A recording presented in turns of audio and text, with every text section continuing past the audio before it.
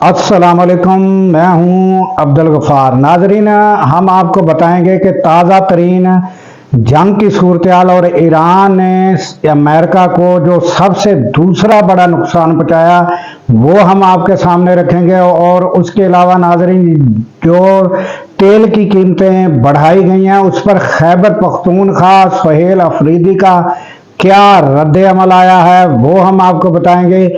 उसके अलावा नाजरीन, पीटीआई की स्ट्रेटजी जो है वो क्या करने जा रही है आइंदा, और इमरान खान की रिहाई के सिलसिले में ये हम सब आपके सामने रखते हैं।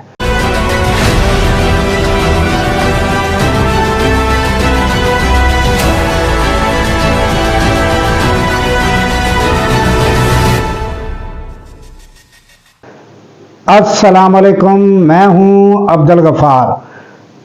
नाजरीन, सबसे पहले ताज़ा तरीन ईरान अमेरिका इसराइल जो जंग की सूरत हाल है और उसने पूरे मशरक़ वस्ता है उसको लपेट में लिया हुआ है। और अरब ममालक और जहाँ जहाँ जिन जिन ममालक में भी अड्डे थे वो सब ममालक और दुनिया एक चौक होकर रह गई थी। तो आपको पता है, और गुज़श्ता रोज़ जो है वो जब ईरान के सदर ने माजरत राना रिकॉर्डिंग जो है वो कराई है और कहा है कि आइंदा जो है जो हमारे खिलाफ मुज़ाहमत या हमला करेगा उस पर हम हमला करेंगे। तो अब कुछ पहले से जो है वो बेहतरी नज़र आ रही है, और फिर भी हालात ताहाल कशीदा है नाज़रीन। और जो अमेरिका को अब स्ट्रेटजी जो चेंज की है ईरान ने, तो उसमें नाजरीन सबसे बड़ा दूसरा जो नुकसान हुआ है, इससे पहले आपको पता है F-15 जो जहाज त्यारे गिराए थे, लड़ाका त्यारे, वो सबसे बड़ा नुकसान था। उसमें कोई 2 कह रहा है, कोई 3 कह रहा है, वो सबसे बड़ा नुकसान अमेरिका को पहुंचा था। और अब नाजरीन $300 मिलियन का जो रडार सिस्टम है, दिफाई सिस्टम उर्दन में, उसको नुकसान पहुंचा है। और नाजरीन, ये एक बहुत बड़ी खबर है। और ये समझो कि अमेरिका की एक आंख तस्वर की जाती है। बाज़ एंकर कहते हैं कि ये आंख अमेरिका की निकाल दी गई है, क्योंकि ये रडार सिस्टम जो था ये बड़ा डिफेंस सिस्टम था। और ये बैलिस्टिक, खासकर ये बैलिस्टिक मिसाइल जो हैं उनके लिए ये तैयार किया गया था। और नाजरीन, ये जो है इसकी 200 किलोमीटर ऊपर तक ये जाकर भी जो है वो डिफेंस कर सकता था, और जो हमला होता था उसको नकारा बना सकता था 200 किलोमीटर ऊपर तक जाकर। तो ये सिस्टम जो है तबाह कर दिया है, और जो इतना बड़ा नुकसान। और उसके अलावा नाज़रीन, अब वहाँ से मिसाइल या कोई हमले भी नहीं किए जा सकते। ये सब तबाही, रडार सिस्टम वहाँ का तबाह हुआ है।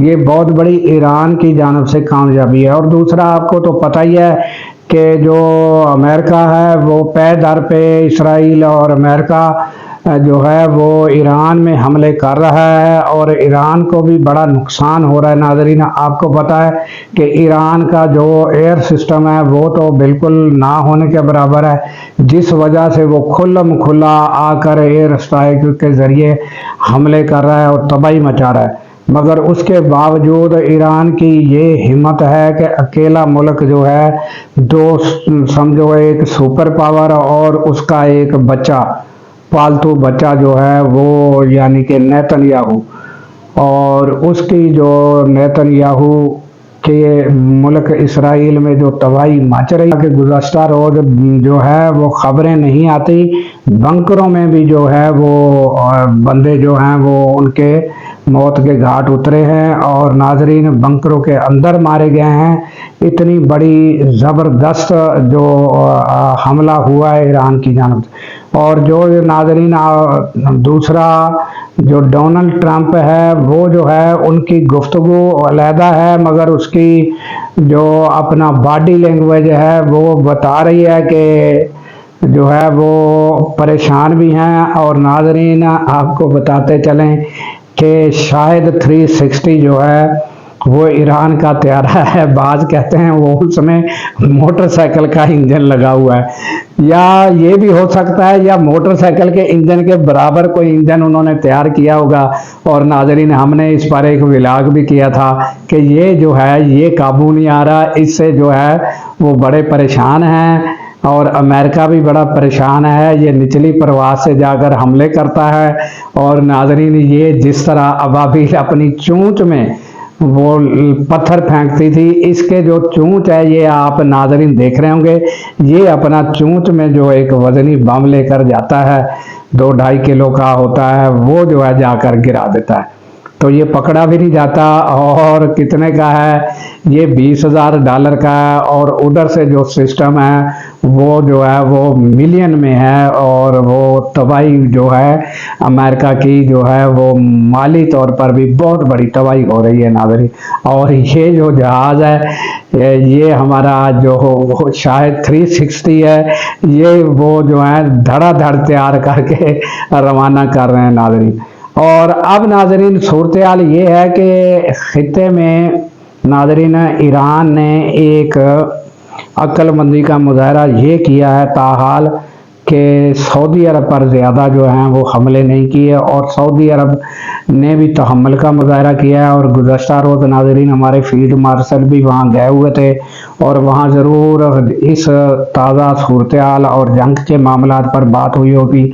और अगर नाजरीन ज़्यादा हमले मज़ीद जारी रहते या आइंदा हुए तो फिर बड़ी परेशानी लाहक होगी हमें पाकिस्तान को। और पाकिस्तान को क्यों परेशानी लाहक होगी, उसकी वजह यह है कि नाज़रीन हमने जो है सऊदी अरब के साथ जो मुआहदा है हमारा कि सऊदी अरब पर हमला, पाकिस्तान पर हमला, तो फिर जो है पाकिस्तान बड़ी आजमाइश में होगा कि एक तरफ हमारा पड़ोसी मुल्क है और जिस पर हमला भी जो है वो हम सब मिन हासिल कौम और दीगर ममालक और अमेरिका की आवाम भी ये कहती है कि ये कौन से मकसद के लिए, इसके क्या मकासद हैं और क्यों हमला किया गया है, कोई इसकी जो है वो रीज़न समझ नहीं आता। तो ऐसी सूरत हाल में क्या अगर कोई ऐसा मामला तो बढ़ जाए या सऊदी अरब के साथ कशीदगी ईरान की बढ़ गई तो फिर पाकिस्तान कहाँ स्टैंड करेगा। ये बहुत बड़ी आजमाइश पाकिस्तान के लिए होगी कि एक पड़ोसी मुल्क के साथ अगर जंग हो गई तो एक तरफ अफ़गानिस्तान के साथ जंग है, एक तरफ हिंदुस्तान के साथ जंग है और दूसरी तरफ फिर हमारा पड़ोसी मुल्क ईरान उसके साथ। तो ये दुआ गो रहना चाहिए कि अल्लाह ताला ये कोई बेहतरी के आसार पैदा करे मुल्की लेवल पर।